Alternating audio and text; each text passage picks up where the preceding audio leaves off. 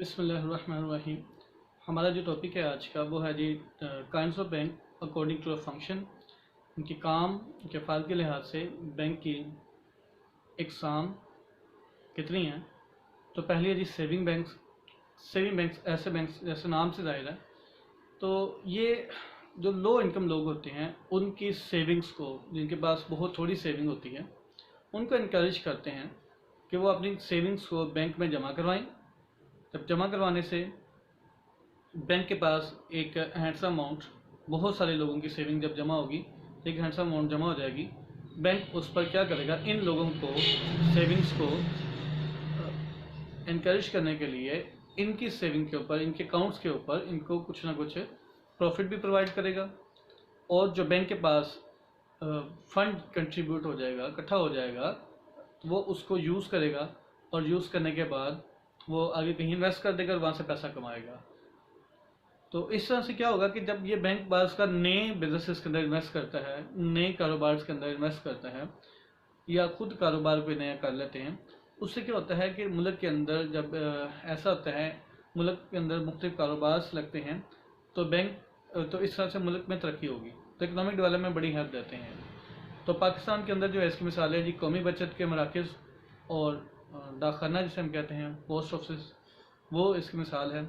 Exchange bank ऐसे banks को कहते हैं जो कि करेंसी की डीलिंग करते हैं, कि एक मुल्क की करेंसी को दूसरे मुल्क की करेंसी के अंदर कन्वर्ट करते हैं, और इंपोर्टर और एक्सपोर्टर को लोन भी प्रोवाइड करते हैं अपने कारोबार के लिए, उन्हें ट्रैवलिंग चेक्स प्रोवाइड करते हैं। और जब इंपोर्टर एक चीज़ इंपोर्ट करता है तो उसकी पेमेंट जो कि दूसरे मुल्क में करनी होती है, तो ये ड्राफ्ट भी जारी करता है उस मुल्क के बैंक के अंदर, जो एक्सपोर्टर जो होता है उसके बैंक को। तो इसकी मिसाल जो है पाकिस्तान में जो काम करने वाले वो जी वेस्टर्न यूनियन बैंक जो है, ये इसकी एग्जांपल है। इसके बाद आते हैं जी इन्वेस्टमेंट बैंक्स। तो इन्वेस्टमेंट नाम से जाहिर है कि ये जो बैंक होते हैं ये इन्वेस्टमेंट करते हैं मुख्तलिफ कंपनीज के अंदर, उनके शेयर्स खरीद लेंगे, डिबेंचर्स के थ्रू इन्वेस्टमेंट कर देंगे।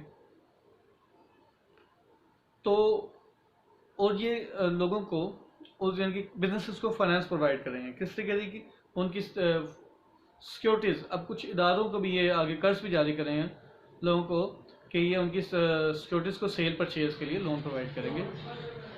और इसके ये अंडर राइटर के तौर पर भी काम करते हैं। अंडर राइटर का मतलब कि ऐसे इदारे या ये बैंक नई कंपनीज को गारंटी देते हैं कि अगर इनके शेयर्स लोगों ने ना खरीदे तो हम खरीद लेंगे। तो ये जो गारंटी दी गई है इससे अंडर राइटिंग का नाम देते हैं। तो ये अंडर राइटिंग का काम भी करते हैं ये bank. Next mortgage bank. Mortgage banks ऐसे बैंक्स को कहते हैं जो लोगों की मूवेबल एंड इमूवेबल प्रॉपर्टी को रखवा कर, अपने पास रखकर उसके बदले कर्ज जारी करते हैं, उनको उन्हें लोन प्रोवाइड करते हैं। मूवेबल प्रॉपर्टी नॉर्मली ये gold, silver and financial documents वो रखेंगे, और इमूवेबल प्रॉपर्टी के अंदर जो डॉक्यूमेंट्स हैं उसकी लैंड वो, और उनकी मशीनरी वगैरह जो बचेगी, जो फिक्स होगी, उनके घरों को अपने पास रख के उनके कर्ज जारी कर देंगे। पाकिस्तान में तो इसकी मिसाल शायद नहीं है, तो इसकी एग्जांपल जो है वैसे और जी mortgage bank of Australia and Spain, इनकी ये मिसाल ऑस्ट्रेलिया और स्पेन में हमें मिलती है। एक कंज्यूमर बैंक्स आते हैं नेक्स्ट। कंज्यूमर आम लोग जो होते हैं चीज़ों को, तो ये ऐसे बैंक्स होते हैं जो कि कंज्यूमर्स को लोन प्रोवाइड करते हैं ताकि वो अपनी ज़रूरियात के आइटम खरीद सकें। जैसे अगर हम देखें, एसी है, फ्रिज, रूम कूलर्स, कंप्यूटर, ये सारे हमारे कंज्यूमर्स, हमारे इस्तेमाल के आइटम हैं। तो ये जो बैंक है ये हमें कर्ज प्रोवाइड करते हैं अपनी इन ज़रूरियात की चीज़ों को परचेज करने के लिए। तो पाकिस्तान के अंदर ऐसा कोई बैंक नहीं है जो ऐसा काम कंज्यूमर बैंक के तौर पर काम कर रहा हो। हाँ, कमर्शियल बैंक जो हैं वो इसका ये फंक्शन अदा करते हैं। नेक्स्ट आते हैं कोऑपरेटिव बैंक। कोऑपरेटिव बैंक्स ऐसे बैंक्स को कहते हैं, जैसे नाम से इमदाद बाहमी के, बैंक जो होते हैं इनका काम क्या होता है कि ये पाकिस्तान के अंदर कोऑपरेटिव सोसाइटी एक्ट 1925 के तहत बनाए जाते हैं। और इन बैंकों का काम क्या होता है कि अपने जो सोसाइटी के लोग हैं इनको लो रेट पर कर्ज जारी करते हैं और उनकी वेलफेयर के लिए काम करते हैं। पाकिस्तान के अंदर ये शेड्यूल भी नॉन शेड्यूल भी होते हैं, और पाकिस्तान के अंदर पंजाब प्रोविंशियल कोऑपरेटिव बैंक ये इसकी एक एग्जांपल है। शेड्यूल एंड नॉन शेड्यूल मतलब स्टेट बैंक से रजिस्टर्ड होंगे तो शेड्यूल कहलाएंगे, नॉन शेड्यूल उस वक्त कहलाएंगे जब ये स्टेट बैंक से रजिस्टर्ड नहीं होंगे। इसके बाद आता है जी माइक्रो फाइनेंस बैंक। माइक्रो का मतलब छोटा, थोड़ी अमाउंट का। फाइनेंस बैंक ऐसे बैंक जो थोड़ी थोड़ी अमाउंट के, छोटी अमाउंट के कर्जे लोगों को जारी करते हैं। ये नॉर्मली फीमेल्स को जारी किए जाते हैं कर्जे पाकिस्तान के अंदर, तो कि या बहुत गरीब लोग जो होते हैं उनको थोड़ी अमाउंट में कर्जा जारी किया जाता है ताकि वो अपना छोटा सा कोई कारोबार करके अपना काम कर सकें, अपनी अर्निंग कुछ ना कुछ कमा सकें। तो इसके जो बनाने वाले इसने कॉन्सेप्ट माइक्रो फाइनेंस का बैंक का जो कॉन्सेप्ट दिया है वो जी हमारे डॉक्टर यूनुस जो कि बांग्लादेश के हैं, और इनके इस वजह से इनको नोबेल प्राइज़ भी दिया गया।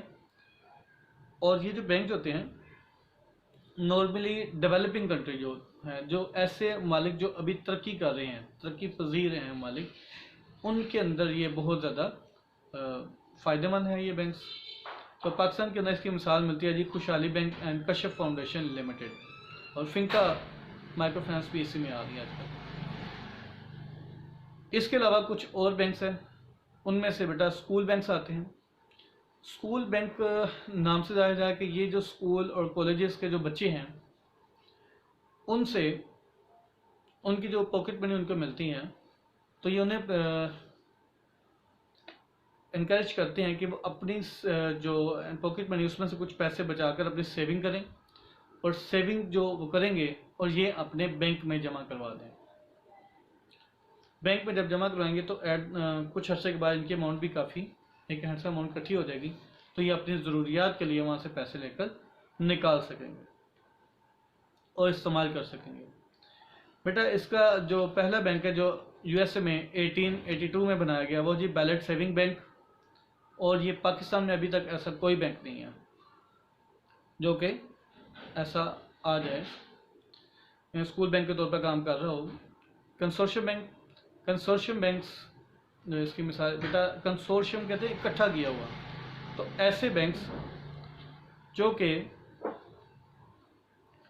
दूसरे बैंक बनाते हैं, मतलब दो तीन बैंक जो ऑलरेडी काम कर रहे हैं वो मिलकर एक स्पेशल प्रोजेक्ट के लिए या ख़ास किसी पर्पस के लिए एक नया बैंक बना देते हैं, और तमाम बैंक मिलकर जो बैंक बनाते हैं ऐसा बैंक कंसोर्शियम बैंक कहलाता है। और इसकी जो फंडिंग होती है, जो इसकी इन्वेस्टमेंट होती है, वो भी इसके बनाने वाले बैंक जो होते हैं वही इसके अंदर करते हैं।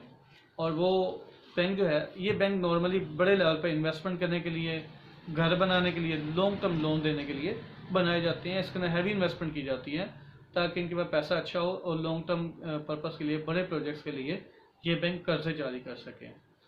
तो बेटा इसकी मिसाल जो है Orion bank and British middle east bank जो है, ये इसकी एग्जांपल है। इसके बाद जो बैंक आता है वो जी लेबर बैंक्स। लेबर जो वर्कर जो होते हैं, तो वर्कर यूनियंस भी बनी होती हैं इदारों के अंदर। वर्कर यूनियंस क्या होती हैं कि लोग जो वर्कर होते हैं किसी भी इदारे के, वो मिलकर एक ग्रुप तैयार बना लेते हैं ताकि हम अपनी भलाई के लिए, अपनी वेलफेयर के लिए कोई काम कर सकें। मैनेजमेंट से कोई बात मनवानी हो तो हम यूनियन के थ्रू उस मनवाते हैं, ये उन तक अपनी बात को पहुंचाते हैं। जो डायरेक्ट एक लेबरर तो वर्कर मैनेजमेंट से बात नहीं कर सकता, वो अपनी यूनियन के तहत उनसे बात कर सकता है।